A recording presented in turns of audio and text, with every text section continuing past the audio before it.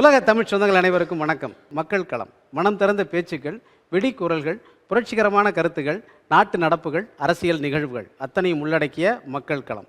மக்கள் களம் நிகழ்ச்சியில் நிறைய தலைப்புகளில் நிறைய சான்றோர்களோடு தொடர்ந்து பேசி கொண்டு வருகிறோம்.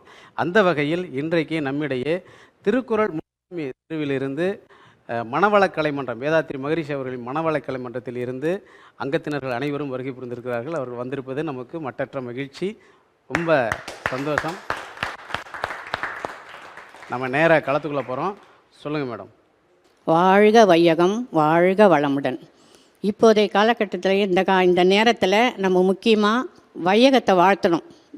வேர்ல்டு அமைதியாக இருக்கணும், பீஸ்ஃபுல் வேணும் உலகத்துக்கு. சண்டை சச்சரவு இல்லாமல் எல்லோரும் அமைதியான சூழ்நிலை இருக்கணும்.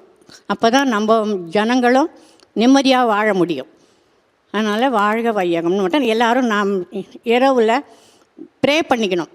ஆண்டவரே என்னப்பா உலகம் அமைதியாக இருக்கணும், உலகத்தில் எந்த பிரச்சனையும் இருக்கக்கூடாது, எல்லாரும் ஒற்றுமையாக இருக்கணும், நிம்மதியாக வாழணும், மக்கள் உலகத்தில் உள்ள மக்கள் நிம்மதியாக வாழணும் அப்படின்னு பிரார்த்திக்கணும். எவனும் சண்டை போடக்கூடாது, சண்டை சச்சரவு இல்லாமல் நிம்மதி, அமைதி, பீஸ்ஃபுல் வாழ்க்கை தான் வேர்ல்டுக்கு தேவை. அப்புறம் தான் நம்ம சொத்து நம்ம அனுபவிக்கிறதுக்கு, நம்ம வாழறதுக்கு, நம்ம சுற்றி இருக்கிறவங்க நல்லா இருந்தால் தான், நம்ம சுற்றி இருக்கிறவங்க நல்லா இருந்தால் தான் நம்மளும் நல்லா இருக்க முடியும். கண்டிப்பாக சொசைட்டி நல்லா இருந்தால் தான் நம்ம நல்லா இருக்க முடியும்.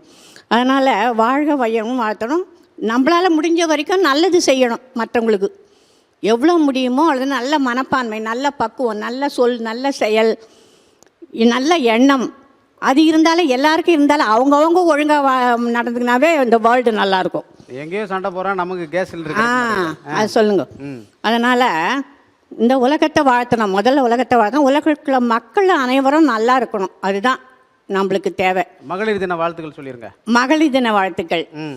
இந்த உலகத்தில் உள்ள அனைவருக்கும் மகளிர் தின வாழ்த்துக்கள். இந்த இன்றைய காலகட்டத்தில் மகளிர் ஓரளவு முன்னேற்றம் அடைந்திருக்கிறார்கள் என்று தான் சொல்ல வேண்டும். ஏன்னா என்னை பொறுத்தவரையில் நான் சிறு பிள்ளையிலேருந்து இன்றைய வரைக்கும் நான் சுதந்திரமாக தான் இருக்கிறேன். ஜாலியாக இருக்கிறீங்க. என்னுடைய தாயார் வீட்லேயும் சரி, நான் கிராமத்தில் தான் வளர்ந்தேன். 20 வருஷம் கிராமத்தில் இருந்தேன், படித்தேன். அதுக்கப்புறம் தான் நான் சென்னைக்கு வந்தேன். ஆனால் எங்கள் தாயார் வீட்லேயும் சரி, நல்ல இந்த டவுனில் எப்படி இது பண்ணுவாங்களோ அதே மாதிரி தான் எங்கள் வீட்டில் இருக்கிறவங்களும் என்னை நடத்துனாங்க. எங்கள் குடும்பமும் அப்படி தான் நடந்தது.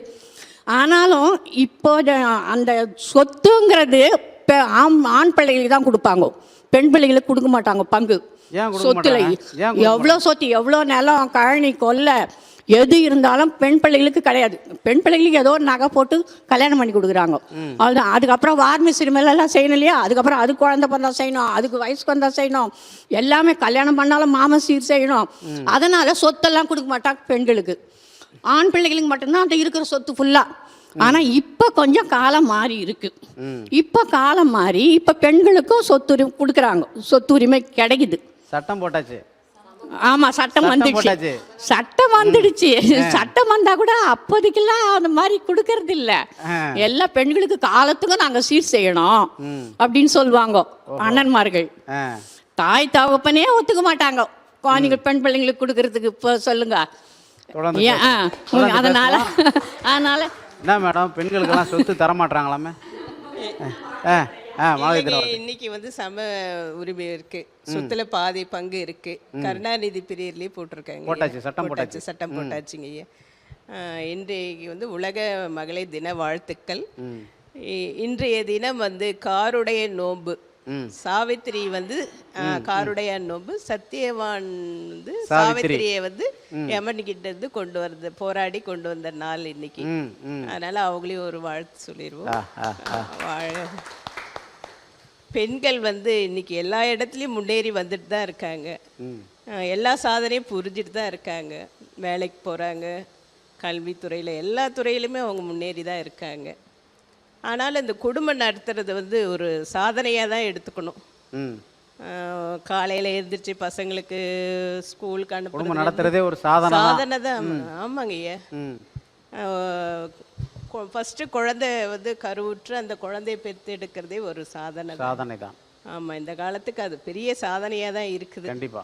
அவங்க பெண்களோட உடல் நலத்துலேருந்து ம். அதுக்கப்புறம் வந்து குடும்பத்தில் வந்து அன்பு காட்டுறதுலேருந்து. அதனால தான் இப்போ ஒண்ணுக்கு மேல பெத்துக்க மாட்டாங்க. ஆமாங்க ஐயா, ஆமாம். அவங்க உடல்நலம் வந்து முன்னாடி அந்த அளவுக்கு 15, ரொம்ப 20, ஆமாம் 18வது குழந்தைம்பாங்க, 17வது குழந்தைம்பாங்க. இப்போ 1, 2 ஒன்று தான். ஆமாம், ஒன்றை தாண்டி ஒன்று தான். ஒன்று அதை வளர்க்குறதே ரொம்ப கஷ்டப்படுறாங்க. கஷ்டமா இருக்குது. அந்த மைக் வச்சுக்கோங்க. அந்த காலத்தில் வந்து கூட்டு குடும்பம், அத்தை சித்தி மாமா பக்கத்தில் இருக்கும். நம்ம குழந்தை அவங்க பெத்து போடத்தோட சரி, பால் கொடுப்பாங்க, அவ்வளோதான். மற்ற சமயத்தில் ஃபுல்லாக பக்கத்து வீட்டில் அங்கே இங்கே வீட்டில் இருக்கிற அத்தை பாட்டி தாத்தா யார்கிட்டனா வாழ்ந்துட்டு, அதனால 10, 15 பெற்றாங்க. இப்போ பாருங்க ஃபேமிலி. அதனால அந்த ஒரு குழந்தைய வளர்க்கறதே ரொம்ப கஷ்டப்பட்டு தான் வளர்க்குறாங்க. அது படிப்பு செலவுல இருந்து எல்லாமே ரொம்ப 2 பேருமே வந்து கஷ்டப்பட்டாதான் அந்த குழந்தைய வளர்க்குற மாதிரி இருக்கு. 2 பேரும் வேலைக்கு போகணும் அப்படின்ற மாதிரி ஒரு குடும்ப தலைவி வந்து அன்பு காட்டுறதுல இருந்து, அரவணைக்கிறதுலேருந்து, கருணை காட்டுறதுல எல்லாத்துலேயுமே வந்து சிறந்து அன்னை தெரேசாவா இருக்கிறா. ஒவ்வொரு குடும்பத்திலையும் வந்து பெரியவங்களை அனுசரித்து போகிறதுலேருந்து அன்னை தெரேசாவா இருக்கிறா. அடுத்தது வந்து கல்வி கற்பிக்கிறதுலையும் அவளுக்கு வந்து அறிவுரை சொல்கிறதுலேயும் வந்து குடும்ப தலைவி வந்து பங்கேற்கிறார். ஒரு குழந்தைக்கு டெய்லி ஸ்கூல்லேருந்து வந்தவுடனே அந்த குழந்தைக்கு பாடம் என்ன இதுன்னு எவ்வளோ வேலை இருந்தாலும் வந்து கவனிக்கிறாங்க, படிக்கணும் அப்படின்றது ஒரு இருக்காங்க. அடுத்து வந்து பொறுமையில் ரொம்ப பூமாதேவியாக இருக்காங்க. நிறைய இடத்துல வந்து அட்ஜஸ்ட் பண்ணிட்டு பூமாதேவியாக போயிட்டுருக்காங்க. அதுவும் இருக்காங்க ஒரு குடும்ப பெண். அப்புறம் வந்து உணவு அளிப்பதில் அன்னபூரணியாவே இருக்கிறாங்க. சமையல் அறையில் போய் ஒவ்வொரு நாளும் சமைச்சு எல்லாருக்கும் ஒவ்வொரு விதமாக சமைச்சு கொடுக்கறதே, ஒரு வயசானவங்களுக்கு ஒரு சமையல், குழந்தைக்கு ஒரு சமையல், இப்படி செஞ்சு கொடுக்கறதே ஒரு அன்னபூரணியாவே இருக்கிறாங்க. அப்புறம் வந்து இந்த மாதிரி சொல்லணும்னா பெண்களை பற்றி சொல்லி வீட்டில் இருக்கிற பெண்கள் வந்து எவ்வளவு பெரிய சாதனையாளர்கள்னு பட்டியலிட்டு சொல்லிக்கிட்டே இருக்கிறீங்க. ஆனால் கேட்கும்போது ரொம்ப ஆனந்தமா இருக்குது மேடம். அப்புறம் குடும்ப சுமையை வந்து சுமக்கிற வந்து சரிபாகையை சுமக்கிற வந்து மனைவி தான். ஒரு குடும்பத்தில் ரொம்ப கஷ்டமா இருக்கு, உடனே போயிட்டு அவங்க வந்து வேலைக்கு போயிடுறாங்க. சரி நான் போறேன், நான் ஏதாவது சம்பாரிச்சு கொண்டு வரேன், பசங்களை வளர்க்கலாம் அப்படின்னு சொல்லி 2 பேருமே வேலைக்கு போயிட்டு தான் இருக்காங்க. அந்த மாதிரி ஒரு பகிர்ந்துட்டு குடும்பத்தை நடத்துறது வந்து ஒரு குடும்ப விளக்கு தான் சொல்லணுங்க. அதனால தான் குத்து விளக்கு குடும்ப விளக்குன்னு சொல்றோம். காரணம் வந்து ஒருத்தருக்கு மேலே பெற்றுக்கிறதுன்னு காரணத்துக்கு வந்து சிட்டி வாழ்க்கைக்கு காரணம். அதுக்கு முன்னாடி வந்து நிறைய வந்து எல்லாம் அம்மா சொன்னாங்க இல்லையா, பெரியவங்க பார்த்துக்குவாங்க, எங்களது வந்து குழந்தை பெற்றுக்கிறதோட சரின்னு. இப்போ உள்ளதுக்கு வந்து 2 பேரும் வேலைக்கு போகணும், ஒரு குழந்தை பெற்றுக்கலாம், அதுவும் டிஏவியில் படிக்கணும், ஸ்பாட்டனில் படிக்கணும். அந்த எக்கனாமிக்காக வந்து அடுத்த குழந்தை வேணான்னு சொல்கிறாங்க. குழந்தை பெற்றுக்கிறதுக்கு மனசு இருக்குது, எல்லாம் இருக்குது. அந்த அளவு கேட்குறாங்களே. இப்போது நான் வந்து 48 வருஷம் ஆகுது, எனக்கு கல்யாணம் ஆகி ஒரு 38 வருஷம் ஆகுதுன்னு வச்சுங்களேன். இந்த இதுக்கு நீங்கள் சொன்னீங்க இல்லையா அன்னபூரணி, இவங்க தான் அன்னபூரணி.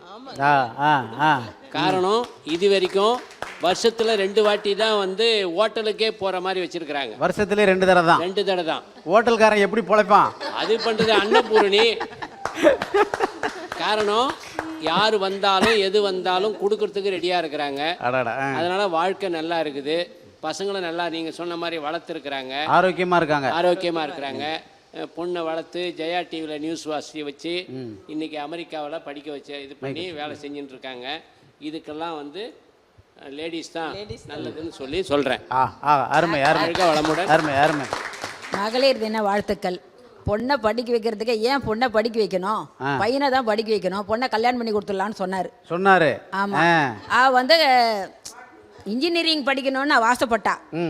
அவ்வளோலாம் அப்போ வந்து 50,000 ரூபா 2004 எல்லாம் 50,000 தான் இன்ஜினியரிங் சேர்க்கலாம். அவளுக்கு காஞ்சிபுரத்தில் சீட்டு கிடைச்சிது. அவ்வளோ தூரம் நான் பொண்ணை அனுப்ப மாட்டேன், கல்யாணம் பண்ணி கொடுத்துருவோம். பையனை பாசத்தில் சொல்லியிருப்பாரு. பையன் பொண்ணு நல்லா மார்க், வேலைமால் படித்து நல்லா மார்க் எடுத்தா, அவள் இன்ஜினியரிங் படிக்கணுன்ட்டு உருண்டு பிறண்டு அழுதான். முடியாது, பையனை தான் நான் படிக்க வைப்பேன் ஒன்றுன்னு சொல்லிட்டு இவளை வைஷ்ணவில் சேர்த்து விட்டாரு. சரி, அது வந்து தமிழ் மீடியம். அவள் இங்கிலீஷ் மீடியம் படித்ததுனால அவள் தமிழ் மீடியம் அவளால் படிக்க முடியல. இருந்தாலும் அப்படி இப்படி படித்து மார்க் வாங்கிட்டா. அதுக்கப்புறம் அவள் பேச்சு போட்டியெலாம் நல்லா பேசுவாள். பேச்சு போட்டியில் பேசும்போது அவளை பார்த்துட்டு விண்டி விளையாடுற தேவநாதன்றவர் அவளை நீஸ் நல்லா பேசுறியாம்மா, ஏன் நீஸ் வச்சுக்க கூடாதா நீ? இதுக்கு உதாரணம் யாருன்னு கேட்டா வேளாம்மாள் வேலுமுருகன் தான் அவளை ஊக்குவிச்சாரு. எங்க பேச்சு போட்டி நடத்தலாம் அவளை கூட்டிட்டு போவார். சிறந்த பேச்சாளராக ஆக்கிட்டு இவர் அங்கங்க இவ்வளவு பேச்சு போட்டிங்கன்னா உமா மகேஸ்வரி தான்.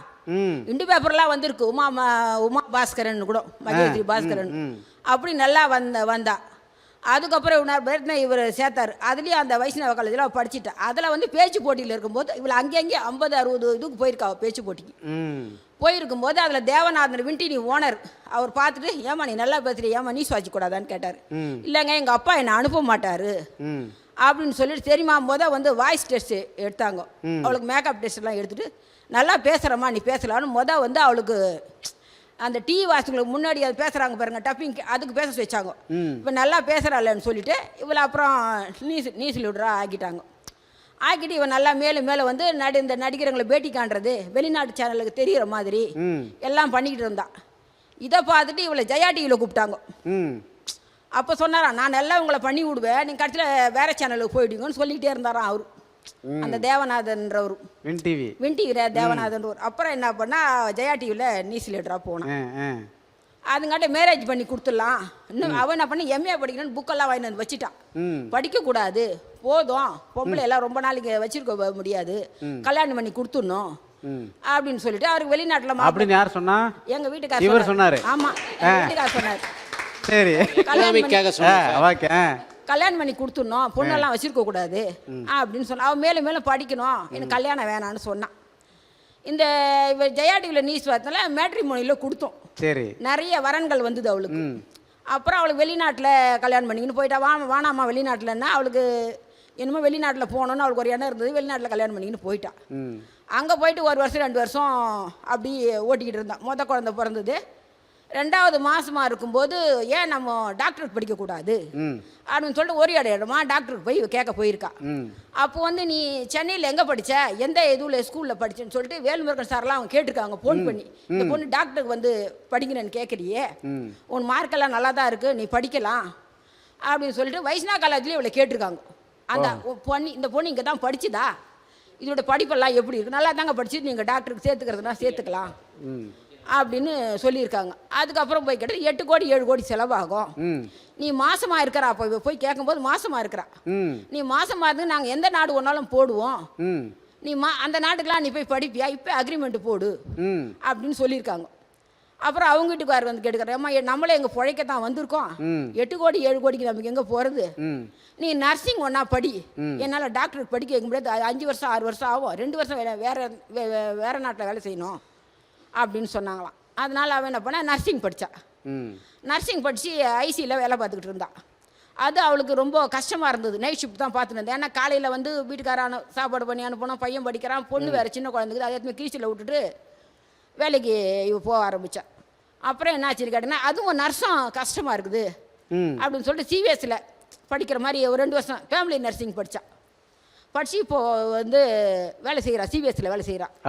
Super super. அதை படிச்சுட்டு இப்போ அதுவும் எனக்கு கஷ்டமாக இருக்குது. ஒரு நாளைக்கு 25 பேஷண்ட்டை நான் பார்க்க வேண்டியதாக இருக்குது. சுகர் செக் பண்ணணும், தடுப்பூசி போடணும், எல்லாம் பண்ணணும்.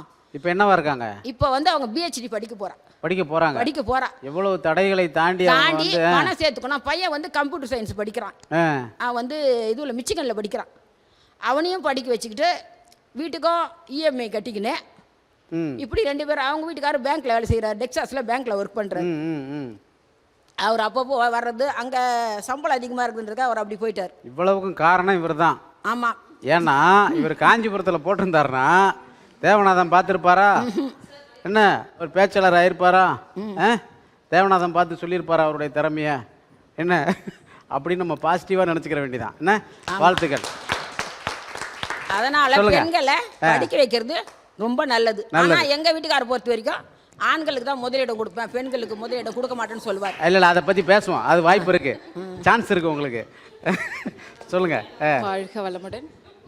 ஆணும் பெண்ணும் சமமென கொள்வதால் வையம் ஓங்கி தழைக்குமாம், அச்சமும் நாணமும் நாய்கட்கு வேண்டுமாம், ஞான நல்லறம் வீர சுதந்திரம் நற்குடி பெண் குணங்கள் இதெல்லாம் தான் பெண்களுக்கு வேணும் அப்படின்னு பாரதியார் எப்போ 120 ஆண்டுகளுக்கு முன்னாடியே சொல்லியிருக்காரு. அவர் எதற்காக இதை யோசிச்சார், அவர் மனசுல ஏன் இந்த சிந்தனை வந்தது அப்படின்னா, ட்ரெயின்ல போறச்ச பார்த்துருக்காரு, ஒரு கணவன் மனைவி இருக்காங்க. அந்த கணவன் இருக்க வரைக்கும் அந்த மனைவி வந்து இப்படி தான் இருக்காங்க. அவர் வந்து ஒரு ஸ்டேஷனில் இறங்கி ஏதோ வாங்க போன ஒரு 2-3 நிமிஷம் கேப்பில் தண்ணி பிடிக்க போயிருக்காரு.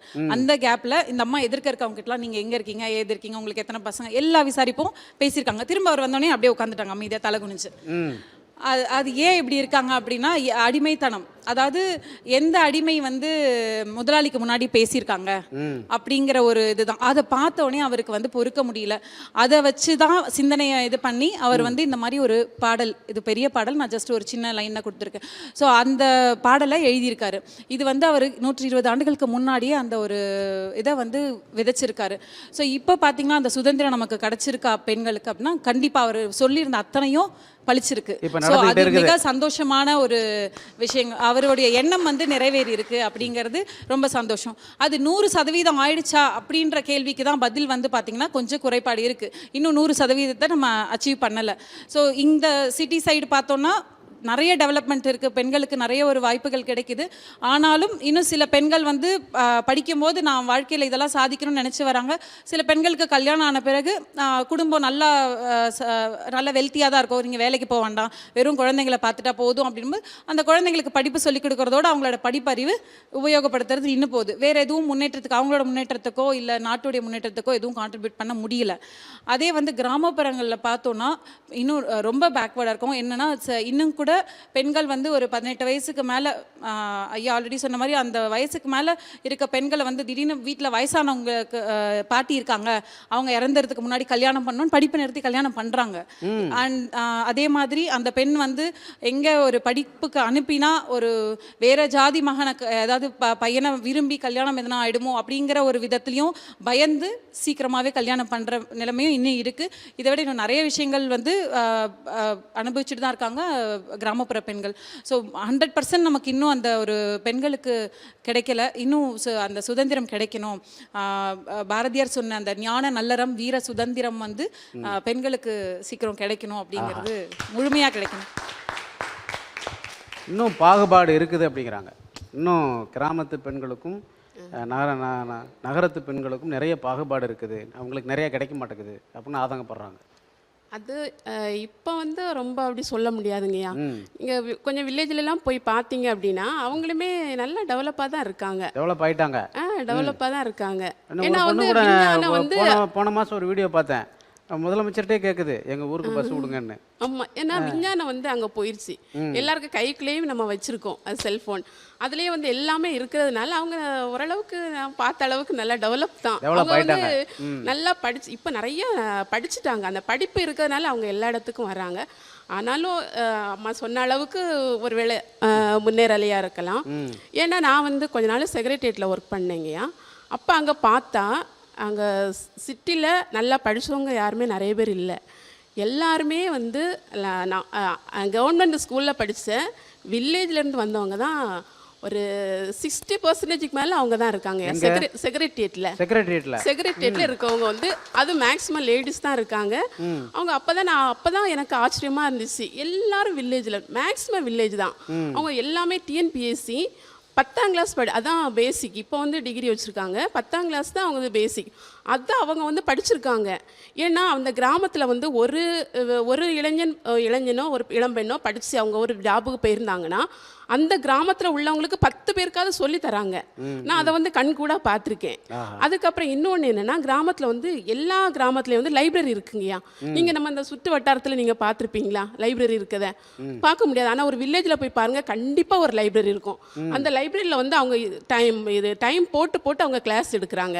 இந்த மாதிரி எக்ஸாமுக்கு நிறைய ப்ரிப்பரேஷன்லாம் இருக்குது. படிக்கிறாங்க. அதில் லேடிஸ் வந்து நிறைய படிக்கிறாங்க.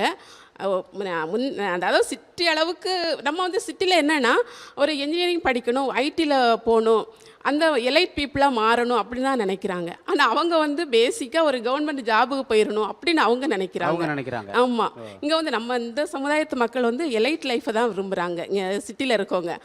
அவங்க வந்து நான் ஒரு நல்ல ஜாபுக்கு போய் நம்ம வந்து ஃபேமிலியை நம்ம ரன் பண்ணணும், குடும்பத்தை இது பண்ணணும். ரெண்டுக்கும் அதுக்கும் வித்தியாசம் இருக்குது. அதில் தான் எனக்கு வித்தியாசம் தெரியுது. வித்தியாசம் தெரியுது. எலைட் ஏன்னா நான் அது ரொம்ப யோசிக்கிறேன். இந்த எலைட் லைஃப் வந்து எவ்வளோ டென்ஷன் ஆகுது. அதனால வந்து ஃபேமிலியே வந்து நிறைய பாதிக்குது, ஃபேமிலியிலேயே பாதிக்குது. ஏன்னா நாங்கள் வந்து ஒரு கன்னியாகுமரி டிஸ்ட்ரிக்ட்லேருந்து நான் அங்கே வந்திருக்கேன். அப்போ கன்னியாகுமரி டிஸ்ட்ரிக்ட் ஒரு நல்ல டெவலப்பான ஒரு மாவட்டம் தான். அப்போ அந்த இருந்தாலும் நம்ம என்னோடய சூழ்நிலைக்கு பார்த்தா இந்த லைஃப் போதும் அப்படின்னு. ஆனால் என்னோடய ஃப்ரெண்ட்ஸ் அப்படின்னு பார்த்தா அவங்களோட லைஃப் ஸ்டைலே மாறிடுச்சு. சென்னைக்கு வந்ததுமே நிறைய மாற்றங்கள். அப்போ அதுவும் தோணுது, ஏன் இப்படி மாறணும்? அவங்க வந்து சாதாரண மாற்றிக்கிட்டீங்களா, உங்களை மாற்றிடுச்சா சிட்டி? இல்லை, நான் மாறின மாதிரி எனக்கு தெரியல. நீங்கள் மாறல. சரிங்க, வாழ்க்கை எங்கே இருந்தாலும் நம்ம மாற மாட்டோம். இல்லைங்க, அப்படிலாம் இல்லை. மாற்றம் சில மாற்றங்களை நம்ம குடும்பத்துக்கு வந்து இது அந்த பாதிப்பில்லாத மாற்றங்களை நம்ம ஏற்றுக்கலாம். வாழ்க்கை வளமுடனே. மகளிர் தின வாழ்த்துக்கள். மகளிர் தின வாழ்த்துக்கள். பெண் வயிற்றில் உருவாகி பெண் துணையால் பெண்பாலே உண்டு, பெண்மையை வாழ்க்கை துணையை பெற்று பெண்ணின் மதிப்பை உணர், பெருமையை உணர்ன்னு சொல்றாரு மகரிஷி. வேதாத்ரி மகரிஷி சொல்றாங்க. ஆணுக்கு ஒரு ஆணுக்கு சொல்றாங்க. ஏன்னா பெண்கள் இப்போ ஓரளவு முதல் மாதிரிலாம் இல்லை. இப்போ வந்து எவ்வளவோ பாதி கொடுக்குறாங்க, சம உரிமை சுதந்திரம் வீட்டில் கொடுக்குறாங்க. இப்போ என்னை வீட்டுக்கு இங்கே கூட்டு வந்ததும் என் கணவர் தான். நல்லா பேசு அப்படின்னு சொன்னதும் அவர் தான். ஊக்கம் கொடுத்ததும் அவர் தான். அதனால அவங்க சப்போர்ட். நோட் பண்ணுங்கப்பா, ஒரு ஆண் ஒரு பெண்ணை வந்து ஊக்கப்படுத்தி கூட்டு வந்திருக்கிறாருன்னு ஒரு பெண் சொல்கிறாங்க. அதெல்லாம் கவனமாக கேட்டுக்கோங்க, நோட் பண்ணுங்க. அவர் சொன்னதால் தான் நான் எம்ஏவும் படித்தேன். இல்லை, நான் கொஞ்சம் மக்கு தான், சரியாக படிக்க மாட்டேன், இருந்தாலும் உன்னால் முடியும், நீ படி அப்படின்னு சொல்லிட்டு எனக்கு எம்ஏ யோகா படிக்க வச்சது அவர் தான். அவரால் தான் நான் படித்தேன். இருந்தாலும் அவரை ரொம்ப பெருமையாக நான் நினைக்கிறேன். அதால் பெண்கள் வந்து வீட்டில் கணவர் வந்து சுதந்திராருன்னு சொல்லிட்டு நம்ம வந்து அதை மிஸ்யூஸ் பண்ணாமல் அதை வந்து நல்ல முறையில் நம்ம பயன்படுத்தும் போது வீட்லேயும் சரி வெளியிலையும் சரி நம்மளுக்கு நல்ல மதிப்பும் மரியாதையும் கிடைக்கும். அதால் எல்லாரும் வந்து அதை வந்து புரிஞ்சுக்கிட்டு நடக்கும்போது இந்த டைவர்ஸ் இதெல்லாம் கண்டிப்பாக வராது. ஏன்னா நிறைய கோர்ட்டில் வந்து எதுக்கெடுத்தாலும் டைவர்ஸ். புடவை கட்ட தெரியல, அதுக்கு ஒரு டைவர்ஸ். அதுமாதிரி ஒரு பெண்களால் அது ஒன்று சகிச்சிக்க முடியல. முதல்ல எல்லாத்துக்குமே சகிப்புத்தன்மை நிறைய இருக்கும். இது ஒரு சிலரை தான் சொல்கிறேன். பெண்கள் நிறைய பெண்கள் வந்து விட்டு கொடுத்து நிறைய குடும்பம் நடத்திட்டு தான் வந்துட்டு இருக்காங்க. ஆண்கள் வந்து ஒரு சிலர் அடிமைப்படுத்திக்கிட்டும் இருக்காங்க, ஒரு சிலர் சுதந்திரம் கொடுத்துக்கிட்டும் இருக்காங்க. அதால் பெண்கள் இருக்காங்க, நிறைய வீட்லேயே இருக்காங்க. அது 50%. அதுவும் அப்படியும் இருக்குது, இப்படியும் இருக்குது. அதால் நம்ம குழந்தைங்களுக்கு, ஆண் குழந்தைக்கு, எனக்கு 2 பையன்தான், அவங்களுக்கு நான் சொல்லி தான் வளர்க்குறேன். பெண்களை வந்து மதிக்கணும், மதித்து அவங்கள வந்து சம உரிமை கொடுக்கணும். எல்லோரும் அது ஃப்ரெண்ட்லியாக நல்லா சந்தோஷமாக இருக்கணும். அப்போ தான் வாழ்க்கை நல்லா இருக்கும். ஒரு பெண்ணை மகிழ்ச்சியாக வீட்டில் வைக்கும்போது அந்த குடும்பமே சந்தோஷமாக இருக்கும், பக்கத்தில் சமுதாயமும் சந்தோஷமாக இருக்கும். அந்த பெண்ணை வந்து அடிமையாக்கி அழ வைக்கும்போது அந்த குடும்பம் கண்டிப்பாக நல்லாவே இருக்காது. எந்த குடும்பமும் அழுகிற வீட்டில் வந்து சந்தோஷம் கண்டிப்பாக இருக்காது. ஏன்னா ஒரு பெண்ணை சந்தோஷம் மகிழ்ச்சியாக வைக்கும்போது ஒரு ஆண்மகன் அந்த வீடே குடும்பம் நல்லா அப்படியே அந்த வீட்டுக்குள்ளே போனாலே இன்னும் உட்காந்து அவங்க வீட்டில் பேசலாமா அப்படின்னு நினைக்கிற மாதிரி இருக்கும். அந்த வீடு ஒரு மங்களகரமாக இருக்கும். ஏன்னா அங்கே வந்து சுதந்திரம் இருக்குது. எதாக இருந்தாலும் வெளிப்படையாக பேசலாம். இப்போ அவங்க நம்மக்கிட்ட கேட்கலாம், இப்படி பண்ணலாமா அம்மா, இது செய்யலாமான்னு ஒரு கேட்கும்போது, நம்மக்கிட்ட ஒரு கேட்கும்போது நம்மளுக்கு ஒரு மரியாதை கொடுக்குறாங்க.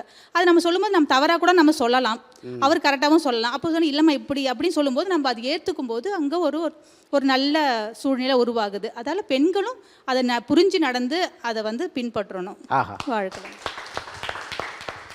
அருமையாக சொன்னாங்க. சொல்லுங்கள் மேடம். நீரின்றி அமையாதுன்னு சொல்கிறோம் சார். எப்பயுமே வந்து ஒரு ஆணின் வெற்றிக்கு பின்னால் ஒரு பெண் இருப்பாங்கன்னு சொல்லுவாங்க. இங்கே மாறுது கதை. ஒரு பெண்ணின் வெற்றிக்கு பின்னால் ஒரு ஆண் இருக்கிறார். கண்டிப்பாக உண்டு சார். என்னோட வெற்றிக்கும் என் கணவர் தான். ஆமாம் சார். எல்லா இடத்துக்குமே அவர் கூட்டின்னு போவார், எது வேணாலும் செய்ய சொல்லுவார். இது ஏன் செய்யற, அது ஏன் செய்யறன்னு கேட்க மாட்டாங்க, முழு சுதந்திரம் கொடுத்துருவாரு. ஆமாம்.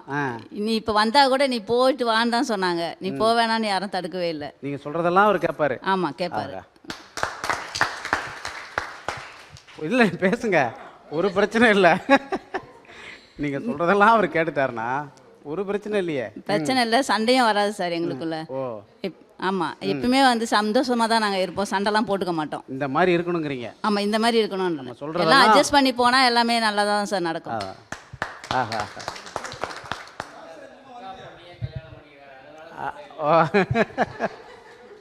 சொல்லுங்க மேடம். வாழ்க வளமுடன். உலக மகளிர் அனைவருக்கும் இனிய மகளிர் நல்வாழ்த்துக்கள். அவங்க சொன்ன மாதிரி தான், ஒரு பெண்ணோட வெற்றிக்கு பின்னால் நிச்சயமாக ஒரு ஆண் இருக்காங்க. ஆண் இருக்காங்க.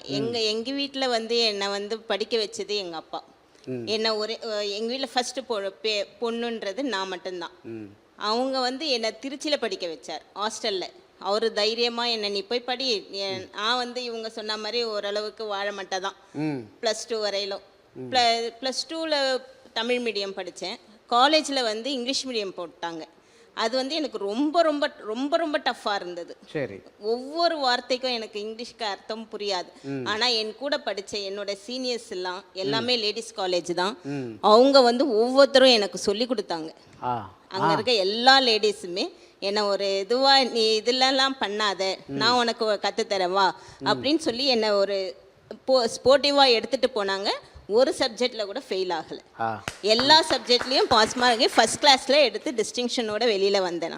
அதுக்கு வந்து எனக்கு முக்கியமான காரணம் என்னுடைய சீனியர்ஸ், என்னுடைய ஃப்ரெண்ட்ஸு, என்னுடைய ரூம்மேட்ஸ், என்னுடைய கார்டியன்றது மாதிரி என்னுடைய ஹாஸ்டல் வார்டன். அவங்க ரொம்ப ரொம்ப இம்பார்ட்டண்ட்டான ஒரு பர்சன் எனக்கு. பெண்ணுக்கு பெண் தான் எதிரிங்கிறது இங்கே பொய்யாயிருச்சு. ஆமாம். எனக்கு அந்த சமயத்தில் என்னோட இதில் வந்து பெண்ணுக்கு பெண் வந்து எனக்கு வந்து துணை புரிஞ்சவங்க அந்த வார்டன் மட்டும்தான். அவங்க என்ன வார்டன் நீ ரொம்ப இதுவாக இருக்க, நீ வந்து லீடராயிரு. எப்பயோ ஒரு தைரியமானவங்கள தான் லீடராக இருக்க சொல்லுவாங்க. ஆனால் என்ன அவங்க லீடராக இருக்க சொன்னாங்க ஏன்னு எனக்கு புரியல. எனக்கு எதுவுமே தெரியாது மேடம். நான் வரல, நான் இது மாதிரிலாம் வந்ததே கிடையாது. நான் மைக்கை பிடிச்சி பேசினதே இப்போ ஜஸ்ட் நான் இந்த வாழ்க வளமுடனில் வந்ததுன்னா ஐயாவோட மூலியமாக தான் ஃபர்ஸ்ட் நான் மைக்கை பிடிச்சது. ஐயா நிறைய வச்சிருக்காரு. ஆமாம், அவரோட மூலியமாக தான் நான் மைக்கை பிடிச்சது. அப்போ அவங்க சொன்னாங்க பரவாயில்ல நீ லீடர் ஆயிரு. ஆனால் நான் 3 வருஷமும் லீடராக இருந்தேன். அவங்க என்னை ரொம்ப நாங்கள் நீ ஃபர்ஸ்ட் இருந்ததுக்கும் இப்போ இருக்கிறதுக்கும் நீ உன்னுடைய இதுவை பாரு, இன்னும் நல்லா நீ மேலே மேலே வா அப்படின்னு சொல்லிட்டு என்னை இது பண்ண. அதுலேருந்து நான் மேரேஜ் ஆகி வீட்டுக்கு வந்ததுலேருந்து ஓரளவுக்கு என்னுடைய இது வந்து என்னோட ஹஸ்பண்ட் வந்து எனக்கு நிறைய கொடுத்துருக்கிறாரு, சுதந்திரம் நிறைய கொடுத்துருக்கிறாரு. அவர் வந்து இந்த சிட்டியை, இந்த வேர்ல்டை எப்படி நான் ஏதோ ஒன்று கொஞ்சம் கொஞ்சம் தெரிஞ்ச மாதிரி தான் நான் வந்தேன். பட் எனக்கு நிறைய கற்றுக் கொடுத்தது இந்த சிட்டியில். இப்போ என்னால் தனியாக போக முடியும், நானே தனியாக லீட் பண்ண முடியுன்ற அளவுக்கு என்னை வந்து தைரியமாக்கி கொடுத்தேன். ஒவ்வொரு இடத்துலையும் எப்படி போகணும் வரணுன்றது, யார் யார் என்ன கேட்கணும், எந்த விஷயமா இருந்தாலும் கவர்மெண்ட்டாக இருந்தாலும் சரி, எதுவே பயப்படாத நீ போ. பயந்தினாதான் உனக்கு வந்து அங்கே ஆன்சர் கிடைக்காது. பயப்படாமல் நீ போய் கேளு. ஒரு சாதாரண ஜனங்க மாதிரி நீ போய் கேட்டு வா. எல்லா இடத்துலையும் என்னதான் முன்னாடி தள்ளிடுவார். நீ போய் முதல்ல கேட்டு வா, நான் அதுக்கப்புறமேட்டு கேட்பேன். ஆனா என்னோட பின்னாடி நிப்பாரு. ஆனா ஃபர்ஸ்ட் தள்ளுறது என்னதான் தள்ளி விட்டுருவாரு. நீ போய் முதல்ல கேட்டுட்டு வா. அது அவங்க பாசிட்டிவா இருந்தா நான் பின்னாடி வந்து நான் உனக்கு இது பண்ணி, நெகட்டிவா இருந்தாலும் நான் அதை எப்படி மாத்தணும்னு சொல்லிட்டு நான் மாத்தி தரேன் அப்படின்னு சொல்லி இது பண்ணுவாரு. ஆனா முதல்ல தள்ளுறது நம்மளதான் தள்ளி விட்டுருவாரு. அதே அடி வாங்கினா நீ வாங்கிக்கோ, பரிசு வாங்கினா அப்படி இல்லை.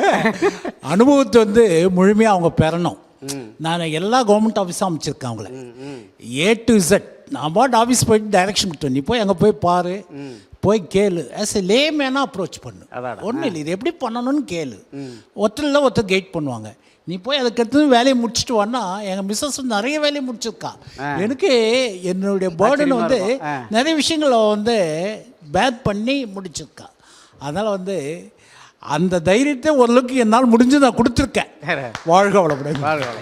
அதே மாதிரி இப்போ என் பொண்ணும் ஓரளவுக்கு தைரியமாக தான் இருக்கா வீட்டில் எல்லா இடத்துலையும். அது மாதிரி எங்கள் மாமியாரையும் நான் சொல்லணும். அவங்களும் வந்து ஒரு 4 பசங்களை வளர்த்தது வந்து ரொம்ப பெரிய கஷ்டத்தில் வளர்த்தாங்க. எங்கள் மாமனார் வந்து கவர்மெண்ட்டாக இருந்தாலும், கவர்மெண்ட்டில் ரயில்வேயில் ஒர்க் பண்ணிட்டு இருந்தாலும், தனியாக தன்னுடைய பைசாலேயே அவங்க வளர்ந்து வாழ்க்கையை நடத்தி வந்த சமயம் அவங்க 4 பேரையுமே 2 பொண்ணு 2 பையன் 2 பசங்களை கவர்மெண்ட் ஜாப் வச்சுட்டாங்க. கவர்மெண்ட் ஜாபில் படித்து முன்னேறினாங்க. 2 பொம்பளை பசங்களுக்கும் கொடுத்தாங்க. அவங்க பொம்பளை பசங்களுக்கு இது இல்லைனாலும் பட் வாழ்க்கைனா என்னன்ட்டு கற்றுக் கொடுத்துட்டாங்க. அதனால் அவங்க வாழ்க்கையில் நல்லபடியாக முன்னேறி வந்துட்டாங்க. அவங்களுடைய பசங்களை நல்லபடியாக வளர்க்குறதுக்கு அவங்களுக்கு தைரியத்தை கொடுத்துட்டாங்க. அதுவும் அவங்க எங்கள் மாமியார் கிட்ட சொன்னேன். என் மாமியார் எப்பவுமே என் கூட தான் இருந்தாங்க கடைசி வரையிலும். எங்கே வேணாலும் போ, நான் கேட்கலாம் மாட்டாங்க. நீ ஏன் இதை பண்ணுற அதை பண்ணுற அதெல்லாம் எதுவுமே கேட்க மாட்டாங்க. அவங்களுக்கு தேவையானதை கொடுத்துட்டோம்னா ஆமா. அதனால வந்து வீடு வந்து ரொம்ப சந்தோஷமா இருந்தது. சண்டை சச்சரவு இருந்தாலும் வீடு வந்து சந்தோஷமா இருந்துச்சு. மாமியாரை ஃபர்ஸ்ட் மருமகங்கள் புரிஞ்சுக்கணும், மருமகளை மாமியார் புரிஞ்சுக்கணும். நோட் பண்ணுங்கப்பா. கண்டிப்பாங்க சார்.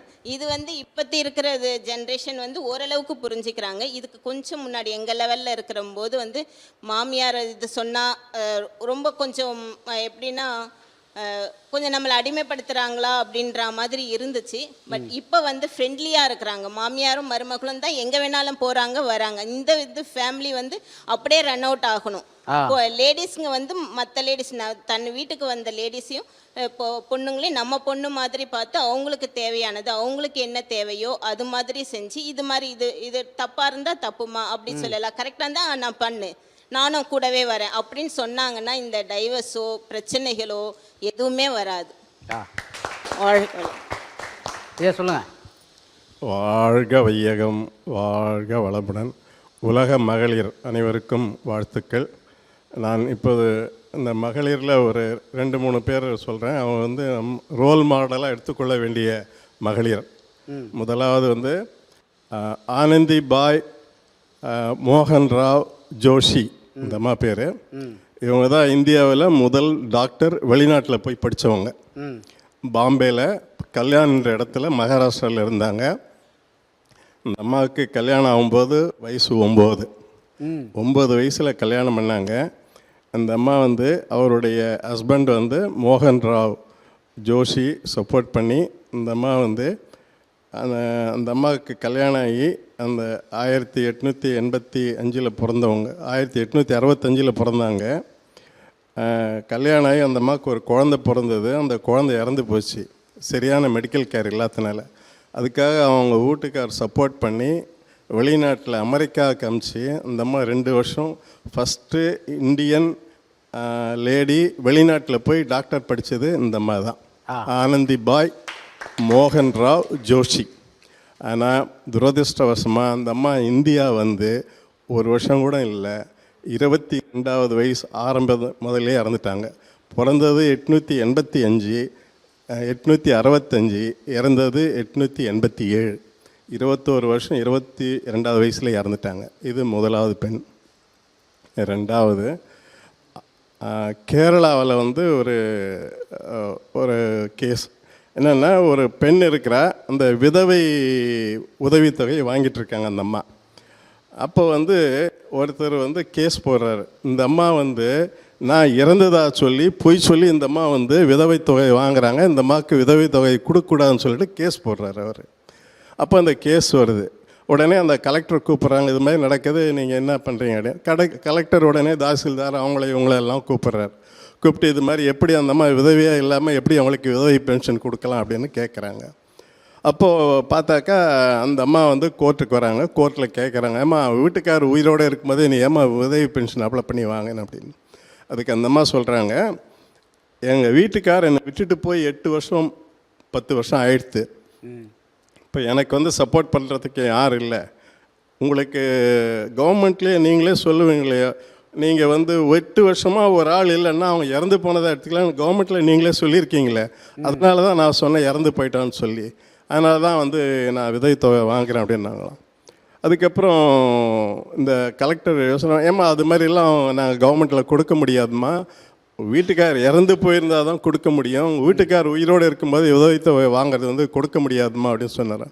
அதுக்கப்புறம் இது பாருங்கள், இதுதான் கண்டிஷன், எங்கள் வீட்டுக்காரர் விட்டு போயிட்டார், 8 வருஷத்துக்கு மேலே ஆயிடுத்து, என்னால் வந்து சப்போர்ட் பண்ணுறதுக்கு யாரும் இல்லை, அதனால் வந்து இந்த உதவித்தொகை வாங்குறேன்னு சொன்னதுக்கப்புறம் அந்த கலெக்டர், நம்ம தமிழ்நாட்டை சேர்ந்த கலெக்டர் அவர், இப்போ கவர்மெண்ட்டில் இந்த அம்மா கொடுக்கறதுக்கு ப்ரொவிஷன் இல்லைன்னு சொல்லி மறுபடியும் சட்டத்தை மாற்றி இது மாதிரி கணவர் விட்டுட்டு போனாலும் அவங்களுக்கும் விதவை தொகை கொடுக்கணும்னு சட்டத்தை மாற்றி அந்த அம்மாவுக்கு வந்து விதவை தொகை வழங்கினார். இது ஒன்று. மூணாவது, ஸ்டேட் பேங்க்கில் ஒரு நல்ல ஆஃபீஸராக இருந்தவர் இறந்துட்டார் திடீர்னு. அந்த ஃபேமிலியை சப்போர்ட் பண்ணுறதுக்கு அவர் ஒய்ஃப் தான் இருக்கிறாங்க. அந்த அம்மா ஒன்றும் படிக்கலை. அதனால் கம்பேஷனேட் கிரவுண்டில் அந்த அம்மாவுக்கு என்ன வேலை கொடுக்குன்னு பார்த்தாங்க. ஸ்வீப்பர் வேலை கொடுத்தாங்க, பெருக்கிற வேலை கொடுத்தாங்க அந்த பேங்க்கில். அந்த அம்மா பெருக்கிற வேலை பண்ணிகிட்டு இருந்து அப்படியே படித்து கிளார்க் ஆனாங்க. அதுக்கப்புறம் ஆஃபீஸர் ஆனாங்க. ஆஃபீஸர்லேயே நிறைய கிரேடு, ஆஃபீஸர் 1, 2, 3, 4, 5, அதில் கடைசியாக அசிஸ்டன்ட் ஜென்ரல் மேனேஜர் ஏஜிஎம் என்ற கிரேட் 5 வரையும் வந்து அந்த அம்மா சாதனை பண்ணியிருக்காங்க. அடுத்தது இப்போ கோமதி அம்மா சொன்ன மாதிரி இப்போ உலக சமாதானம் ரொம்ப முக்கியம். இதுக்கு நம்ம செய்யக்கூடியது ஒன்று இருக்குது. 2வது உலகப் போரில் இது மாதிரி சண்டை நடந்தப்போ உலகத்தில் இருக்கிறவங்க எல்லாமே வந்து ஒரு பர்டிகுலர் நேரத்தில் வந்து அவங்க ப்ரே பண்ணாங்க, இதெல்லாம் சண்டையெல்லாம் நிற்கணும் அப்படின்னு. அது மாதிரி இப்போ இந்தியாவில் வந்து எல்லோரும் ப்ரே பண்ணுறாங்க. அது இரவு 9 மணிக்கு ஒரு நிமிஷம் எல்லாரும் நம்ம வந்து உலக சமாதானமாக இருக்கணும், போர் நிற்கணும்னு சொல்லிட்டு நம்ம ப்ரே பண்ணோம்னா இந்த போர் சீக்கிரம் நிற்கும் அப்படின்னு கேட்டுக்கொள்கிறேன். சொல்லுங்கம்மா. வாழ்க வளமுடன். தமிழ் தொலைக்காட்சிக்கும் மகளிர் தினத்துக்கும் எனது இனிய வாழ்த்துக்கள். இந்த சுதந்திரம் ஒன்று கிடைச்சது இல்லைங்களா, அதை வந்து சில பெண்கள் வந்து ரொம்ப இதுவாக பயன்படுத்துகிறாங்க. பக்கத்தில் வச்சுங்க மைக் இன்னும் கொஞ்சம். ரொம்ப இதுவாக பயன்படுத்துகிறாங்க. அதாவது காசு நிறைய சம்பாதிக்கிறோம், நிறைய இது பண்ணுறோம், அதனால் நம்ம கணவர்கிட்ட வந்து அட்ஜஸ்ட் பண்ணின்னு போகக்கூடாது. அந்த மாதிரி எல்லாம் நிறைய லேடிஸுங்க இருக்காங்க. காலேஜில் வந்து பஸ்ஸில் வரும்போதெல்லாம் நான் பார்க்குறேன். சிலருங்க ரொம்ப ஆணவமாக பேசுகிறாங்க. அதெல்லாம் இருக்கவே கூடாது. ஆணவமாக பேசக்கூடாது.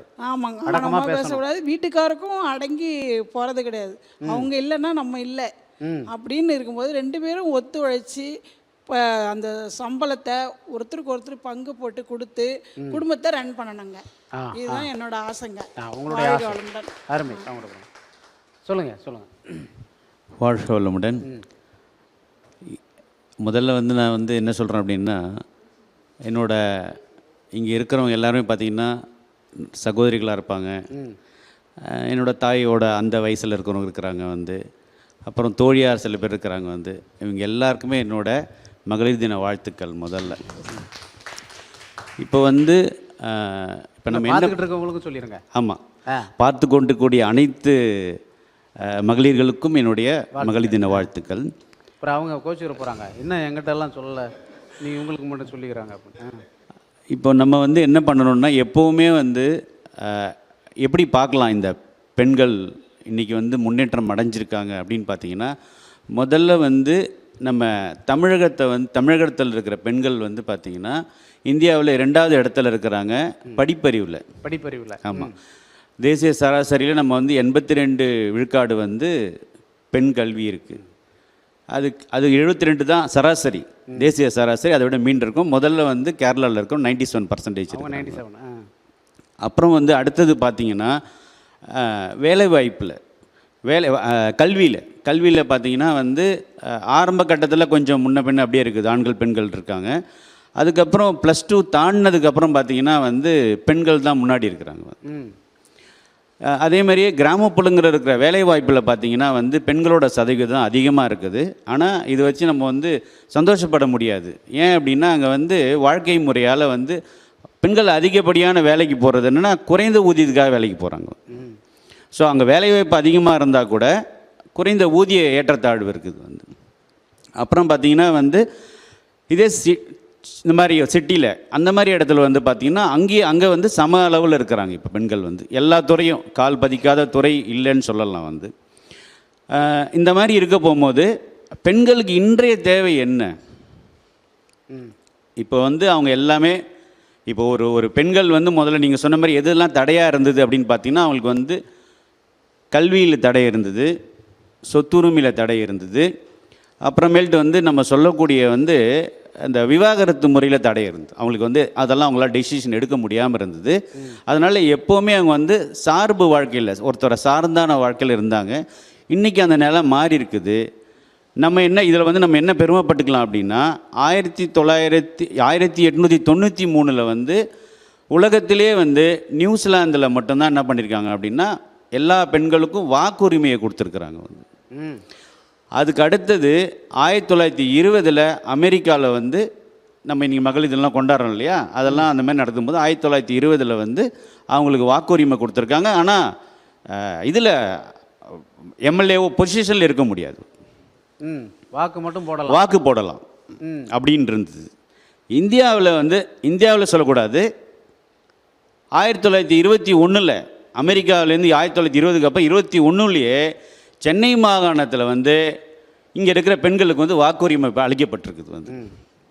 அப்புறம் தான் வந்து இந்த இவங்க சொன்ன மாதிரி முத்துலட்சுமி ரெட்டி வந்து 1927 வந்து அவங்க எம்எல்ஏ ஆகுறாங்க வந்து. அதுக்கு அடுத்தது பார்த்திங்கன்னா இந்தியா 1947 சுதந்திரம் அடைந்தவுடன் அனைவருக்கும் வந்து ஓட்டு உரிமை கொடுத்துட்டாங்க வந்து. இது ஆனால் இதுக்கு முன்னாடி வந்து இதெல்லாம் நம்ம என்ன பண்ணோம் 16-20 வருஷம் முன்னாடி உலக நாளுக்கு அப்புறமா முன்னாடி இதை கொடுத்துட்டோம் வந்து. ஆனால் இது நம்ம இந்த இதை இங்கே பதிவு பண்ணலாமான்னு தெரியல. ஆனால் இன்றைக்குமே வந்து பெண்களுக்கு ஓட்டு உரிமை இல்லாத ஒரு நாடு எது அப்படின்னா உங்களால் யோகிக்க முடியும். ஒரு குட்டி நாடு இருக்கிறதுலே வந்து ரொம்ப சிறிய நாடு, ஒரு 440 ஹெக்டேர் அந்த மாதிரி இருக்கிற நாடு தான். வேட்டிகன் சிட்டியில் மட்டும்தான் பெண்களுக்கு வந்து ஓட்டு உரிமை கிடையாது. ஏன் அப்படின்னா அங்கே வந்து கார்டினல்ஸ் மட்டும் தான் ஓட்டு போடலாம். கார்டினல்ஸ் அப்படின்னா பிரஸ் எப்படி நம்ம இது எப்படி எடுத்துக்கலாம் அப்படின்னா அது வந்து ஒரு மத சார்ந்தமாக இருக்கிறதால வந்து மற்ற கண்ட்ரி எல்லா இடத்துலையுமே வந்து பெண்களுக்கு ஓட்டு உரிமை இருக்குது. இதை சார்ந்து சில மேற்காசிய நாடுகள், அரேபியன் கண்ட்ரிஸு, இந்த மாதிரி வேறு இந்த மாதிரி ஆஃப்ரிக்காஸ், இந்த மாதிரி இடத்துலலாம் இன்னுமே வந்து ஓட்டு உரிமை வழங்கப்படாமல் இருக்கிறாங்க வந்து. இப்போ பார்த்தீங்கன்னா நீங்கள் தெரியும் அதுக்கான காரணம் என்ன அப்படின்ட்டு வந்து பெண்களுக்கு எல்லாமே எந்தெந்த இடத்துல வந்து சம உரிமை வழங்கப்பட்டிருக்குதோ அங்கே வந்து நாடு மக்கள் அமைதியாக சந்தோஷமாக இருக்கிறாங்க. மற்ற இடத்துல வந்து பிரச்சனையோடு இருக்கிறாங்க. ஏன் அப்படின்னா அவங்களோட அந்த மனநிலை அந்த மாதிரி இருக்குது. முடிவெடுக்கும் திறன் இந்த மாதிரி வந்து நிறைய எல்லா இடத்துலையுமே பெண்கள் வந்துட்டாங்க, வராத இடம் கிடையாது வந்து. ஆனால் இன்றைக்கி இருக்கிற தேவை என்ன அப்படின்னா கல்வி கிடைக்குது, வேலைக்கு போக கிடைக்குது, எல்லாமே கிடைக்குது. ஆனால் இப்போதைக்கு இன்றைய நிலைமை என்ன அப்படின்னு பார்த்தீங்கன்னா ஒரு பாதுகாப்பான பயணம் பெண்களால் மேற்கப்பட முடியல. இன்றைய தேவை அதுதான். ஒருத்தங்க வேலைக்கு போகிறாங்க அப்படின்னா அடுத்த கட்ட சிக்கல் என்ன அப்படின்னா குழந்தைங்களை யார் பார்த்துக்கிறது. அப்போது அதை பாதுகாப்பு முறையில் பாதுகாக்கக்கூடிய பாதுகாப்பு மையங்கள், அப்புறம் பணிபுரிகிற இடத்துல அவங்களுக்கு வந்து எப்படி நம்ம வந்து சமமாக நம்ம அவங்களுக்கு நடத்தணும் அப்படின்றது. நான்லாம் முன்னாடி வந்து வேலைக்கு எங்கள் ஒய்ஃப் வேலைக்கு போகிறதுக்கு முன்னாடி வந்து என்ன பண்ணுவோன்னா கொஞ்சம் திட்டிடுவோம். இப்போது எங்கள் ஒய்ஃபை வேலைக்கு போகிறதால ஐயோ நம்ம இந்த மாதிரி திட்டினோம்னா அங்கே நம்ம ஒய்ஃபை யாராவது அப்படி திட்ட போகிறோம் அப்படின்ட்டு நம்ம என்ன பண்ணுறோம் அவங்கள வந்து எப்படி கண்ணியமாக நடத்துறது வந்து. ஸோ இந்த மாதிரி வந்து பணிபுரிகிற இடத்துல வந்து அவங்களுக்கு வந்து சரிசமமாக வந்து இப்போ எங்களுக்கு பார்த்தீங்கன்னா நிறைய சீனியர்ஸ்லாம் இப்போ எங்களுக்குலாம் என்னோட தாண்டி வந்துட்டாங்க வந்து. நான் ரிப்போர்ட்டிங் பண்ணுறவங்க கூட ஒருத்தர் சீனியர் லேடிஸ் தான் இருக்கிறாங்க வந்து. ஸோ அது இப்போதையும் அந்த சம லெவலில் வந்துட்டாங்க வந்து. இப்போ இருக்கிற முக்கியமான பிரச்சனை வந்து அவங்களோட எல்லா இடத்துக்கும் வந்துட்டால் கூட பணிக்கு போகிறதுக்கு அப்புறம் அவங்க அதுதான் அவங்களுக்கு தடைப்படுது. ஏன் சொல்கிறேன் அப்படின்னா அவங்க அந்த டிஸ்கண்டினியூ பண்ணுற ரீசன் படிப்புக்கோ இல்லை அதுக்கு மாதிரி எதுக்குன்னு அப்படின்னா ஒரு கிராமப்புறங்களில் வந்து போய் காம்படிஷன், அதாவது வந்து பாதுகாப்பாக போயிட்டு வர முடியல அப்படின்னா உடனே கல்வியை நிறுத்தி நீ போக வேண்டாம் அப்படின்னு சொல்லிடுறாங்க. வேலைக்கு குழந்தைங்க பார்த்துக்க முடியல அப்படின்னா உடனே நீ வேலைக்கு போகணும் அப்படின்னு. இதெல்லாம் தான் இன்றைக்கி தடைகளாக இருக்குது வந்து. இதுக்கு வந்து ஆண்களாகிய நாம் வந்து தான் ஒரு மாற்று ஏற்பாடு பண்ணணும். இதை எப்படி நம்ம கொண்டு வரணும் அப்படின்னு தான் இன்றைக்கி பெண்களுக்கான ஒரு தடைகளாக இருக்குது. தொடர்ந்து பேசுவோம், நீங்கள் சொல்லுங்கள். வாழ்க வையகம், வாழ்க வளமுடன். எங்கள் குடும்பத்தை பற்றி நான் பேசுகிறேன். சொல்லுங்கள். எங்கள் வீட்டில் 4 பேருங்க. மைக் வச்சுக்கோங்க. கணவர் அவருக்கு தம்பி, தங்கைங்க 2 பேர். சரி. கல்யாணம் முடிஞ்சது, எல்லாம் பண்ணோம். ஒரு பையன் தம்பி சரியில்லை, ட்ரிங்க்ஸ் போடுவார், ஸ்மோக் பண்ணுவார். கணவருடைய தம்பி 6வது படிக்கும் போதே எங்களை கொண்டு வந்து விட்டுட்டாங்க. மாமனாரையும் கொண்டு வந்து விட்டுட்டாங்க. எல்லாரையும் நாங்கள் வளர்த்து அவங்கள 9th வரலையும் தான் படித்தாப்புல. அதுக்கப்புறம் படிப்பு சரியில்லை. அதுக்கப்புறம் வீல்ஸ் இண்டியாவில் எங்கள் வீட்டில் 10th முடிச்சுட்டு ஐடிஐயில் படிச்சுட்டு வேலைக்கு வந்தாங்க. வேலைக்கு வந்த உடனே தம்பியவும் ஓரளவுக்கு படிக்க வச்சு வேலை வாங்கி கொடுத்து 10 years சர்வீஸில் வேலை வாங்கி கொடுத்து அவங்களுக்கு ஒரு கல்யாணம் பண்ணி வச்சு எல்லாம் முடித்த பிறகு அவங்களும் என்ன சொன்னாங்க தெரியுமா? ஊர்வலத்தில் செய்யாததை நீங்கள் செஞ்சிட்டிங்களா? ஒரே வார்த்தை எங்கள் மாமியாரே சொல்லிட்டாங்க. அருமையான வார்த்தை. அது உன்னுடைய கடமை, நீ செஞ்சுட்ட, அதை சொல்லி காட்ட வேண்டிய அவசியம் இல்லைன்றாங்கங்க. அதெல்லாம் எவ்வளோ பெரிய கடமை, செய்யணும் தானே. நான் ஒரு பெரிய மருமகளாக இருந்து வந்து குடும்பத்தை இவ்வளோ தூரம் பார்த்து எனக்கு 3 பசங்க, 3 பிள்ளைங்களையும் அவங்க சம்பளத்தில் படிக்க வச்சு 3 பேரும் பிஇ முடித்து கல்யாணம் பண்ணி கொடுத்து அவங்க பேர பிள்ளைங்களை பார்த்து நாங்கள் இவ்வளோ தூரம் வந்திருக்கிறோம். நானே ஒரு சாதனை பெண்மணி தான் எங்கள் வீட்டுக்கு. என்னால் நினச்சிருந்தேன்னா முடியாதுன்னு சொல்லியிருக்கலாம்ல. சரி, நம்ம பார்த்து தான் ஆகணும், மூத்த மருமக பார்த்து தான் ஆகணும், செய்யணும் அப்படிங்கிறத ஒரு சாதனையாக பெண்மணியாக எடுத்து அந்த பிள்ளைங்களாம் ஒரு வழியாக ஆக்கி விட்டு எங்கள் நாத்தனாரை படிக்க வைக்கல, எங்கள் வீட்டுக்காரங்களை மட்டும் படிக்க வச்சு அவங்க சம்பளத்திலேயே இவ்வளோ பெரிய கல்யாணம் பண்ணி கொடுத்து எல்லாத்தையும் ஆளாக்கி நல்லா பண்ணீங்க. என் பிள்ளைங்களையும் படிக்க வச்சு ஒரு நல்ல நிலைமைக்கு கொண்டு வந்துட்டோம். ஏன் நாத்தனாரை படிக்க வைக்கல? அவங்களுக்கு வசதி இல்லை. அப்போ பையனை மட்டும் படிக்க வச்சுட்டாங்க, பெரிய பையனை மட்டும். அவங்க சம்பளத்தில் தான் இவ்வளோ வேலையும் நடந்திருக்கு. அது நான் பெரிய பெண்மணியாக இருந்து எல்லாம் பார்த்ததால் அவ்வளோ நடந்தது இல்லாட்டி முடியாது.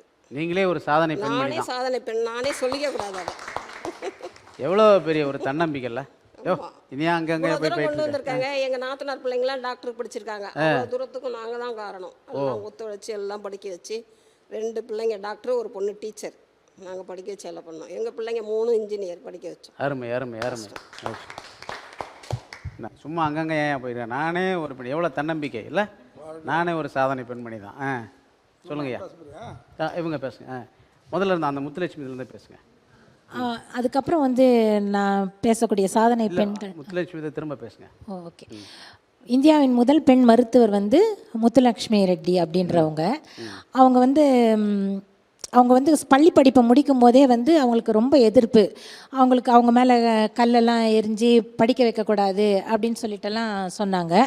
அதையும் மீறி மெட்ராஸ் மெடிக்கல் காலேஜில் அவங்க அப்பா சேர்த்தாரு. அது சேர்த்த உடனே அங்கேயும் என்ன பண்ணாங்க, அந்த பாய்ஸோட பேரண்ட்ஸ் எல்லாம் வந்து பெண்கள் இருந்தால் எங்கள் பசங்கள்லாம் கெட்டு போயிடுவாங்க, அதனால் எங்கள் பசங்களை படிக்க வைக்க மாட்டோம் அப்படின்னு சொல்கிறாங்க. அப்போது அங்கே வந்து ஐரோப்பிய டீன் இருந்தார். அவர் வந்து ஓகே உங்கள் பசங்களை நீங்கள் கூட்டின்னு போயிடலாம் அப்படின்றாங்க. அதுக்கப்புறமா தான் சமரசம் பண்ணி பேச்சுவார்த்தை நடத்தி இடையில ஒரு திரை போட்டு இந்த பக்கம் பாய்ஸு அந்த பக்கம் முத்துலட்சுமி அம்மா அவங்க மட்டும் அந்த மாதிரி படித்து தான் அவங்க முதல்ல மருத்துவர் ஆனாங்க. அதுக்கப்புறம் சாவித்ரிபாய் பூலே வந்து இந்தியாவின் முதல் பெண் ஆசிரியை அவங்க. ஆமாம், டீச்சர். அவங்களும் அப்படி தான் வந்து அவங்க வந்து 9 வயசுலேயே அவங்களுக்கு திருமணம் ஆயிடுச்சு. அவங்களுடைய கணவர் வந்து சீர்திருத்தவாதி. அவர் வந்து ஜோதிராவ் அப்படிங்கிறவர். அவர் வந்து ஒரு சீர்திருத்தவாதி. அவரை வந்து அந்த அம்மாவை வந்து டீச்சர் ட்ரைனிங் படிக்க வச்சுட்டு இந்த மாதிரி கைவிடப்பட்ட பெண்கள், அப்போல்லாம் சிறுமிகள்லாம் விதவைகள் அப்படிலாம் இருப்பாங்க, அந்த மாதிரி சிறுவர்களுக்கு பாடம் நடத்துறதுக்கு சொல்லிக் கொடுக்கலான்னு சொல்லிட்டு முதல்ல அவங்கள டீச்சர் ட்ரைனிங் அனுப்பிட்டு ஸ்கூலுக்கு அனுப்பும் போது என்ன ஆச்சுன்னு கேட்டால், அவங்கள வந்து பெண் வந்து வேலைக்கு போகிறதா அப்படின்னு சொல்லிட்டு இந்த சமூகம் ஒத்துக்கவே இல்லை. அவங்க மேலே கல் அடிக்கிறது, சாணம் அடிக்கிறது, மனித கழிவுகள் அடிக்கிறது, இப்படிலாம் ரொம்ப கொடுமைப்படுத்தினாங்க. ஆனால் அவங்க கொஞ்சமும் மனம் தளரலை. இதை நம்ம கண்டிப்பாக செய்யணும்னு சொல்லிட்டு ஒரு மாற்று உடைய பேக்கில் மாட்டிட்டு போயிட்டு, ஏன்னா ட்ரெஸ் இதாகிடும், அங்கே போயிட்டு ட்ரெஸ் மாற்றிக்கிட்டு அதுக்கப்புறம் அவங்க பாடம் எடுப்பாங்க. அந்த மாதிரியெல்லாம் கஷ்டப்பட்டு தான் நம்மளுடைய முன்னோர்கள் நமக்கு பாதை வகுத்து கொடுத்துருக்குறாங்க. அதுக்கப்புறம் ஐடா சோஃபியா ஸ்கெடர் அப்படின்றவங்க ஒரு பெண் வந்து 1890களில் பிரசவம் பார்க்கும்போது நிறைய பெண்கள் இறந்து போகிறாங்க பிரசவத்தில். இதை பார்க்கும்போது அவங்களுக்கு ரொம்ப கஷ்டமாயிடுது. வெளிநாட்டுக்கு போய் 10 வருடம் மருத்துவ படிப்பு படிச்சுட்டு வந்து ஒரு சின்ன 10க்கு 10 ரூமில் மருத்துவ தொழிலை ஆரம்பித்து இலவசமாக பண்ணுறாங்க. அதுதான் இன்றைக்கி உலக அளவில் புகழ்பெற்ற வேலூர் சிஎம்சி ஹாஸ்பிட்டல். நல்ல அருமையான மருத்துவ வசதிகளோடு இன்றைக்கி உலக புகழ்பெற்று இருக்கிற வந்த ஒரு அதுக்கு பின்புலமாக ஒரு பெண் இருந்திருக்காங்க, பெண் சோஃபியா ஸ்கெடர் அப்படிங்கிறவங்க. அதுக்கப்புறம் எம்எஸ் சுப்புலட்சுமி அம்மா எவ்வளோ ஒரு அருமையான பாடகி. அவங்க முதல்ல பாடும்போது, ஒரு பெண் பாடும்போது நாங்கள் வந்து பக்கவாத்தியம் இசைக்கிறதா அப்படின்ட்டு யாருமே வந்து இசைக்க வரமாட்டேன்னிட்டாங்க. அதுக்கப்புறம் அந்த அம்மா திறமையால் முன்னேறின பிறகு தான் ஒருத்தராக வந்து அவங்களுக்கு வாசிக்க ஆரம்பித்தாங்க. அதுக்கப்புறம் நடிகை சுதா சந்திரன், அவங்க வந்து ஒரு கால் உடஞ்சி கட்டைக்கால் வச்சு நாட்டியத்தில் அவங்க அவ்வளோ அருமையாக சாதிச்சிருக்கிறாங்க. அதுக்கப்புறம் பெண்கள் வந்து, ஆண்கள் வந்து உடல் அளவில் பலசாலிங்க, ஆனால் பெண்கள் வந்து மனதளவில் அவங்க ரொம்ப வலிமையானவர்கள். அவங்கக்கிட்ட இருக்கிற ஒரே ஒரு பழக்கம் என்னென்னா, அவங்களுக்கு வந்து மலையளவுக்கு அவங்களுக்கு சாதிக்கக்கூடிய திறமை இருக்கும். ஆனால் அந்த சுற்றி இருக்கிறவங்களோ குடும்பத்துலேயோ வந்து நீ ஒன்றுத்துக்கும் லாய்க்கு இல்லை, உனக்கு திறமை இல்லை, உனக்கு என்ன தெரியும், இந்த மாதிரி வார்த்தைகளை கேட்டு என்ன ஆகுறாங்கன்னா, அந்த மலையளவு இருக்கிற அந்த வலிமை வந்து எப்படி இருந்தனா எப்படி ஆயிட்டேங்கிற மாதிரி கடுகு மாதிரி ஆயிடுறாங்க அவங்க. அதுதான் வந்து ரொம்ப கஷ்டமாக இருக்குது. அந்த ஒரு 65 வயது வெளிநாட்டு பெண்மணிக்கிட்ட வந்து ஒரு பேட்டி காண்றாங்க. அவங்க கிட்ட கேட்குறாங்க, நீங்கள் எப்போவுமே சந்தோஷமாக இருக்கீங்களே, அதுக்கு என்ன காரணம் அப்படின்னு கேட்குறாங்க. அப்படி கேட்கும்போது அவங்களே நிறைய இதெல்லாம் கேட்குறாங்க. உங்களோட கல்வி தான் அதுக்கு காரணமா, இல்லை நீங்கள் பொருளாதாரம் காரணமா, இல்லை நீங்கள் அழகாக இருக்கிறது காரணமா, இல்லை உங்கள் கணவர் காரணமா, இல்லை உங்கள் பிள்ளைகள் காரணமா, இப்படி எதுவுமே இல்லைன்றாங்க. அப்போ என்னதான் காரணம் உங்கள் சந்தோஷத்துக்கு, கொஞ்சம் சொல்லுங்களேன் அப்படின்னு கேட்கும்போது அவங்க சொல்கிறாங்க, நான் திருமணத்துக்கு முன்னாடியும் சந்தோஷமாக இருந்தேன், திருமணத்து அன்னைக்கும் நான் சந்தோஷமாக இருந்தேன், திருமணத்துக்கு பின்னாடியும் நான் சந்தோஷமாக இருக்கேன். என்ன காரணம்னா, என்னோட சந்தோஷத்தை நான் எனக்குள்ளே வச்சுருக்கேன், அதோட சாவியை நான் மற்றவங்கள்ட்ட கொடுக்கறதில்ல. அந்த மாதிரி பெண்கள் வந்து வலிமை, தன்னோட வலிமை ரொம்ப அதிகமான வலிமை வச்சுருக்கிறாங்க. அவங்க எதையுமே சாதிக்கக்கூடியவங்க. அந்த சாவியை மற்றவங்கள்ட்ட கொடுக்காம, அந்த மலை மாதிரி இருக்கிறவங்க கடுகு மாதிரி ஆகாமல் அவங்க வந்து முன்னோக்கி மன உறுதியோட தைரியத்தோடு இருந்தால் அவங்க என்ன வேணால் சாதிக்கலாம். அதனால் அதை ஒரு சின்ன பாட்டு என்ன சொல்கிறேன்னா, உன்னாலே முடியாதென்று ஊரே சொல்லும் நம்பாதே பொய், பரியாசம் காட்டும் எந்த வர்க்கத்தோடும் இணையாதே, உலகத்தின் வழியெல்லாம் வந்தால் என்ன உன் முன்னே, பிரசவத்தின் வழியை தாண்ட பிறந்த அக்னி சிறகே உயர்ந்து வா உலக